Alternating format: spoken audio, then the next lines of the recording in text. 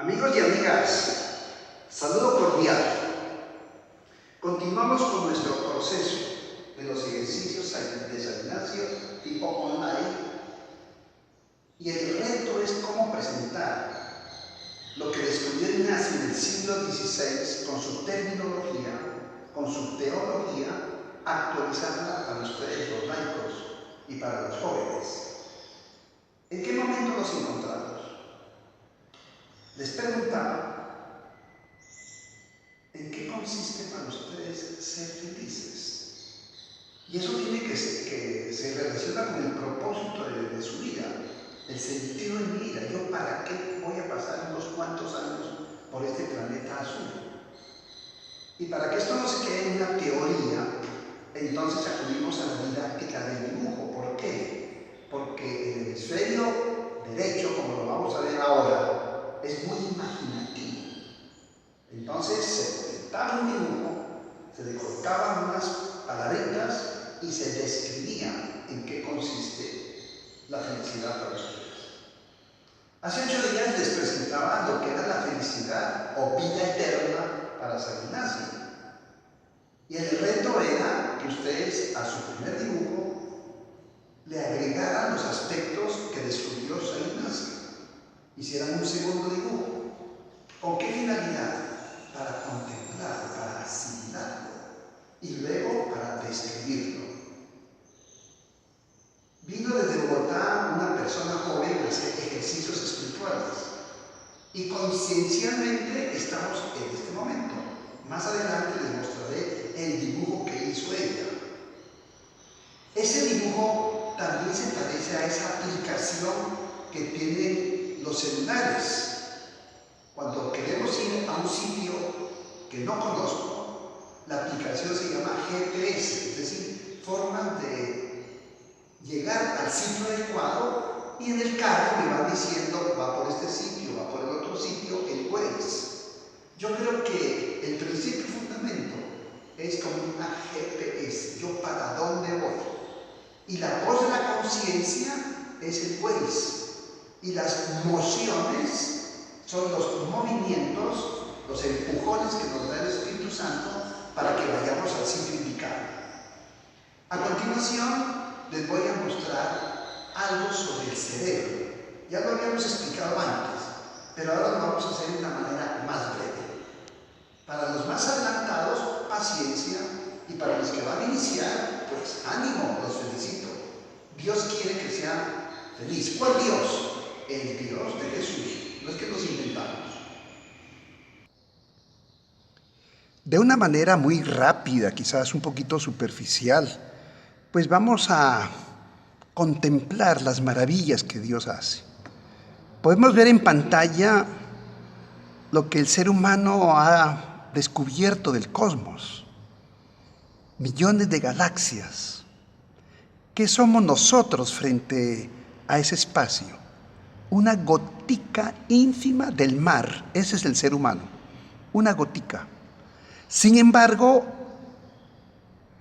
es lo más grandioso del cosmos, porque podemos sentir, desear y sobre todo tomar decisiones. ¿Gracias a qué? Al cerebro que Dios nos ha dado. Allí podemos observar como una caricatura de lo que es el cerebro, los dos hemisferios. Y a un golpe de vista, las funciones de cada uno de ellos. El hemisferio izquierdo, ¿cuál es la función? Lo organizado, la materia gris que decimos. ¿Bien? Las matemáticas, la lógica.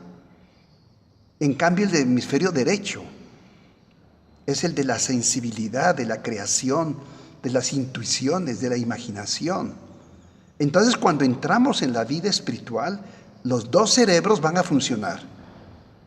El de hemisferio derecho para contemplar, para sentir y gustar las cosas internamente. Y el hemisferio izquierdo, importantísimo, para discernir. Allí observamos ya de una manera más detallada cuáles son las funciones. El pensamiento del izquierdo es más lineal, el lenguaje, la escritura, la lógica, las matemáticas, las ciencias, y ese hemisferio maneja la parte derecha de nuestro cuerpo. Y el hemisferio derecho, ahí están las funciones.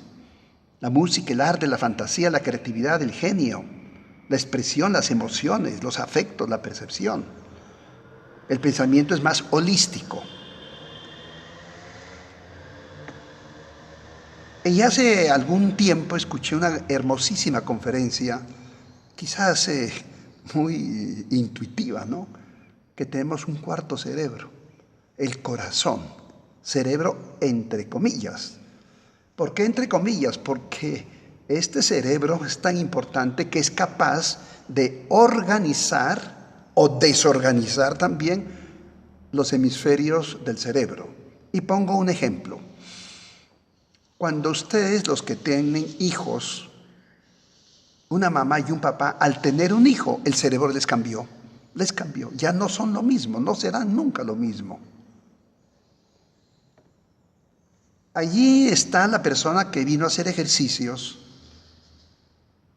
y le propuse lo que ustedes están haciendo, que pintara un primer dibujo, su GPS, que era la felicidad para ella, y le colocara unas palabritas. Ahí vemos el abrazo, dice ella, la paz, la naturaleza, la tranquilidad, el amor, la compañía, la música, y allí casi no se puede ver en el brazo izquierdo de ella el servicio.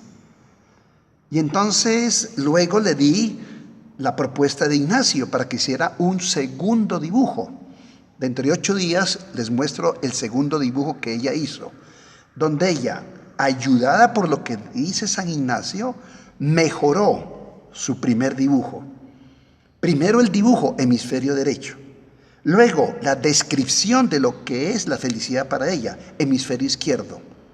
Entonces ahora los invito a ustedes a que contemplen su segundo dibujo. ¿Cómo así que contemplar? En un ambiente de silencio, de soledad, de oración, pidiéndole sabiduría al Espíritu Santo, van ustedes introyectando lo que Dios les ha inspirado en el primer dibujo y en el segundo dibujo. El corazón, el amor, nos acerca a la realidad. La mente, hemisferio izquierdo, toma distancia, es el que analiza. Pero vean lo interesante, para escuchar el corazón, o sea, la voz de Dios, el amor, es necesario el silencio, la soledad, la música, el sueño. En cuanto a la música, dicen que la música de Mozart, hablan del efecto Mozart. Todo eso me ayuda a entrar en mí mismo.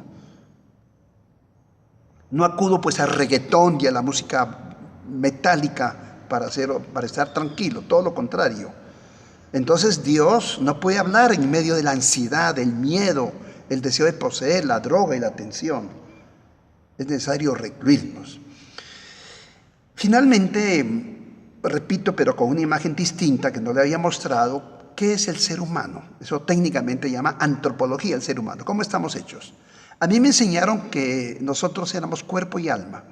El cuerpo era las tentaciones, como lo malo de uno, ¿bien? Y el alma era lo bueno. No, yo creo que la visión bíblica supera esa visión platónica, que es alma-cuerpo. La visión bíblica, de una manera muy sencilla, didáctica, se parece a una llanta. La parte externa, lo biológico, es el caucho de la llanta. La parte psicosocial es el rin de la llanta, nuestra forma de ser. Para mí el enneagrama me ayudó mucho a comprenderme y a hacer comprender a los demás. Son muchas formas de ser, unos más instintivos, otros más afectuosos, otros más mentales. Y cada uno tiene mínimo 9 formas de ser. Pero esa llanta necesita aire. ¿Qué es el aire? El aire es el espíritu. Aquí de otra forma explico lo mismo. La parte externa, el caucho, es el yo soma, lo somático, lo biológico, importantísimo el cuerpo. Somos toda una unidad. El rin de la llanta es la parte psicosocial, es decir, una llanta no es solita. En un carro tiene mínimo 4 llantas, porque soy ser comunitario, ser social. Y más allá, a fondo de la llanta, está el espíritu, nuestro espíritu. Pero ese espíritu está animado por el Espíritu de Dios. ¿Y cómo grafico la encarnación? Con este circulito que va entrando Dios como Padre, como Hijo, como Espíritu, se encarna. Y al encarnarse, ¿qué sucede? Ilumina. El Verbo encarnado ilumina la llanta. Mi parte espiritual, mi parte psicológica y aún mi parte biológica. Se habla de enfermedades psicosomáticas. Entonces, este es un proyecto, es una visualización de lo que es el ser humano. ¿Quién soy? El actuar, el acontecer de un Dios comunitario. En el Evangelio de San Juan dice, quien cumple los mandamientos, el Dios Padre habita en mí, como Padre, como Hijo, como Espíritu, me habita, me impulsa a través de las emociones. ¿Y a qué me impulsa? A salir de mí mismo. Salir de mí mismo es espiritualidad, eso es propio de Dios. Muy bien, felicitaciones. 3 llantas distintas. ¿Qué significa? Que somos seres comunitarios. Hasta dentro de 8 días, bendiciones para ustedes, para su entorno, especialmente los ancianos y los niños. Que tomen su dibujo y contemplen su dibujo. Bye, bye, bye.